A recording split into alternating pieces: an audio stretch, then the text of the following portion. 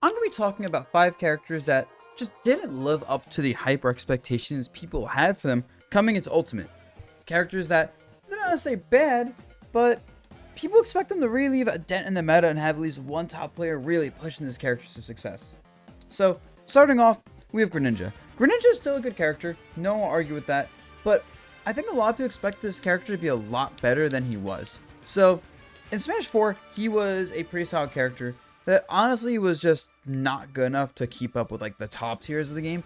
Like, his neutral is very good because he's fast, good burst options, decent combo game. Shuriken's great. His recovery, while exploded, was very good. And his only real issue was that he didn't have good at a show game, which, you know, you could compensate for with good perfect shields or an ultimate parries. So, in Ultimate, I think people expected this game with its faster, more aggressive gameplay in theory, along with a bit more of a combo game, to really help a character like Greninja, who already excels at being fast, finding openings, and comboing people. But he kind of just ended up not doing anything. Like, you have decent players like, I can't remember the name, but there was like a few Japanese Greninjas doing very well in early Ultimate. I feel like there's a lot of other Greninja players, you guys can like name more in the comments below, that were doing well in their region, but never really made those big splashes at big events.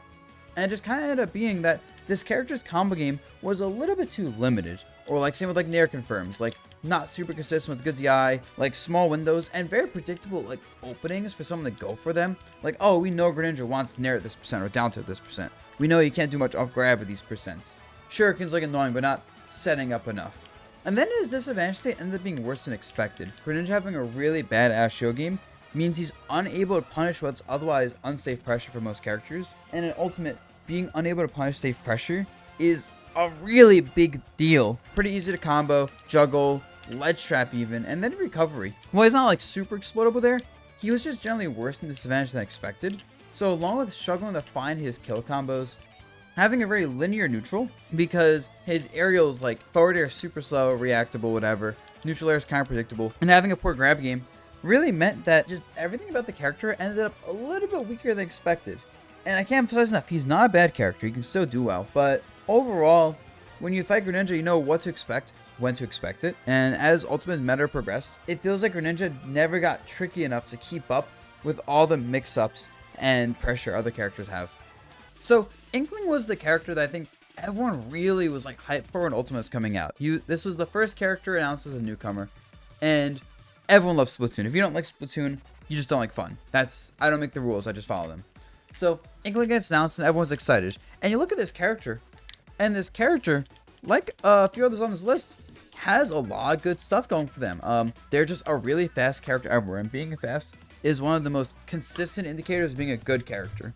And then you have back air, this amazing disjoint spacing tool, mid percent, amazing combo tool, pressure tool, spacing tool, right? So you got that. You have grab combos, including a kill confirm that has a very tiny character-specific window, which actually ended up being one of the biggest issues I'll talk about. You have some interesting like utility with like neutral beef, like pressuring, controlling space, side beat putting ink in the ground, which slows the opponent if they're running over it. Inking the opponent makes them take more damage, and then of course side beat being like a hit you with this free kill confirm move. All that amazing stuff. So what happened with the character? And this ends up being a consistent issue, right? Lacking kill power, because even this character had kill confirmed with like up throw up air. The windows for that was very tight, and good players would just know, oh, Inkling wants to grab me, play around grab at all costs. And then Roller was a really good move, you could hit it, but same thing, players knew, play around Roller, that's a great kill move, so like specifically play hard around that.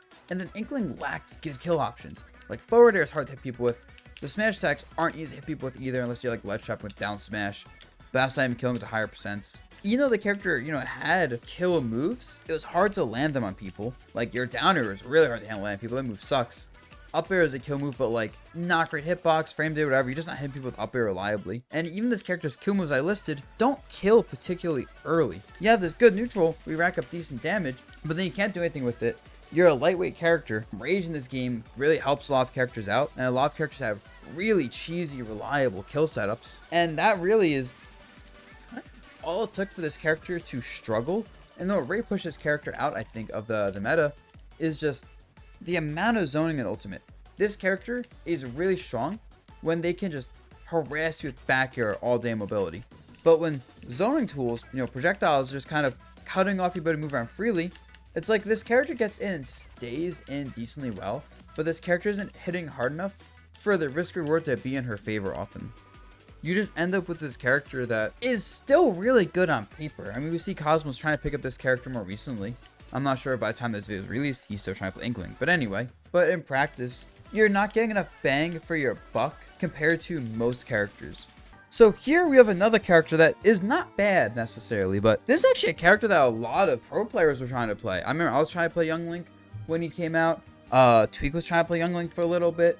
Like, this was a character that a lot of people were really excited to play and really gave a good shot to. And I think a lot of people are expecting just this character to be insane, because on paper is insane. And when this character gets his offense going, he is insane, right? His projectile game is very good. Fire arrows are just super dumb. Lead to crazy combos, kill confirms, everything. It's very safe pressure. Can be used for camping or offense. And like, this move alone is just a nutty move in a lot of ways. So people saw this and were like, oh, this character is gonna be dumb. Really good combos with lots of moves. His combo game requires a lot of practice. It's not simple because his combos have a lot of moves, variants like, you know, good DI and SDI, rage affecting stuff, character models and hurtbox shifting, knowing air dodge startup or other defensive mechanics for characters. Means there's a lot to learn with the character to maximize his combo game. And a lot of times where like you have to know what combos do and don't work on certain characters in certain situations. The rest of his buttons just aren't that great. Like for combos and close range pressure, sure, they're good. But like he has to get up close into a game with lots of strong spacing tools, projectiles, anti-projectile tools, really fast characters. So having to get point blank to use like most of your moves. When like this forwarder is like your longest range move. Well, I guess this there is. Like that's not a great move generally. But like when like this forwarder is like your best like spacing tool and most characters have something that outclass it, that's rough. But I'd say the biggest thing, the most important part of Young Link that holds him back is the fact that Ultimate is a game of advantage state. Neutral is important, but advantage state is more important. And inversely, disadvantage state is more important. And Young Link's disadvantage state is bad. His recovery is not good at all. Like this doesn't go that far. Very linear trajectory as well. And since he has poor airspeed, if you hit him far off stage, like he has to burn double jump to recover a lot of times. Which means if you catch him where he double jumps from, you could just kill him on the spot. If he's off stage without double jump, he's just dead. Or you can just intercept his super linear recovery and kill him. That also means the corner sucks for him, right? Because he's in the corner, gets hit by any move with decent knockback and a low knockback angle, and he's super screwed. His tether recovery isn't that good either, doesn't go far enough. And even when he's landing, his landing game isn't great. He doesn't have great hitboxes to land with. Down air is super laggy. So it's like, he lacks that. His airspeed being so slow means he can't drift around well. And just generally, he can't challenge all these disjoint juggling tools or projectiles or longer range aerials that juggle super well. So you have a character whose offense is legitimately very strong. Like, I can't downplay his offense, I won't. But the moment you hit him, he crumbles. This character was very close to being an amazing character. Like, slightly bigger windows for kill confirms, slightly more damage on his combos, a little bit more speed, or slightly better recovery tools, and this character is amazing. But he like barely is not strong enough to retain the top tier status people had expected from him. So Shulk was the poster boy for potential in Smash 4, right?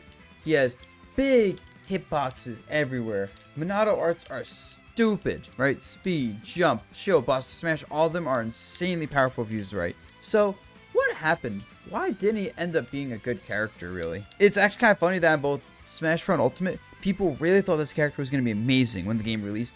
And then, he's not bad in Ultimate by any means, he's a good character, but he did not live up nearly, like, anywhere close to his potential. No top player stuck with this character for a reason. He ended up just not being good at, like, hitting the opponent. Like, he's really good at playing safe and spacing with these aerials. And when you have speed art, he can pressure, sure. But like, otherwise, his mobility is subpar without the arts, and the arts kind of make his mobility a linear. His ability to like ledge trap is pretty poor. Even juggling, he's not that great at juggling, due to how his aerials don't linger and take forever to come out. And his disadvantage state, while it's really good, it's still not perfect. Like, you can still edge guard him, you can still juggle him. He's pretty easy to ledge trap. And he's one of those characters that he can play very safe. He can be very hard to hit. He's very annoying for lots of characters that have to get up close, like Mario, for example, and just don't have like the speed or options to make that happen. But for a vast majority of the cast, characters have a lot of speed, or they have projectiles to open up Shulk, or they have some sort of really annoying mechanic that forces Shulk to approach aggressively, which he is not good at doing. I feel like he's a victim mostly of the power creep of characters in Ultimate having projectiles, speed, crazy mechanics, damage, whatever, where he's just a very like vanilla character outside of his arts, and his arts don't keep up with that power creep. Like if you threw someone like Shulk into Brawl, he'd be insane. Or even this version of Shulk in Smash 4 might be an insane character. But in Ultimate, it's like, you're just outclassed. Not bad, just outclassed. Now let's get into the character that was probably most overrated. Big Link. When Ultimate came out, people thought this character was going to be insane. The idea of having these bombs you could detonate at your own time was huge, because that means you throw a bomb out and you have lots of control of the map. Amazing for ledge trapping, edge guarding, neutral, you name it. And then people found out very quickly that you can do things like Z-drop bomb combos and like go for really insane stuff. So in theory, it's like, oh, just get a bomb, Z-drop bomb at a shield versus people, get insane combos, kill people early. And yeah, that to a character that has big hitbox with lots of power, so you're doing good damage, you're killing really well. This is still true. All these things are so true, by the way, of this character. And you're also a character that's pretty heavy. Link's not exactly that big either, so he's not easy to combo despite being heavy. This neutral air is an amazing tool. Just like this neutral air is a god button. Has a grab game. Like he has everything you want in a character. In theory, right? The only issues are he's slow, his frame data is iffy, and his recovery is not great if you don't use bomb steps. But you can use the bomb to recover really well. So what happened to this character?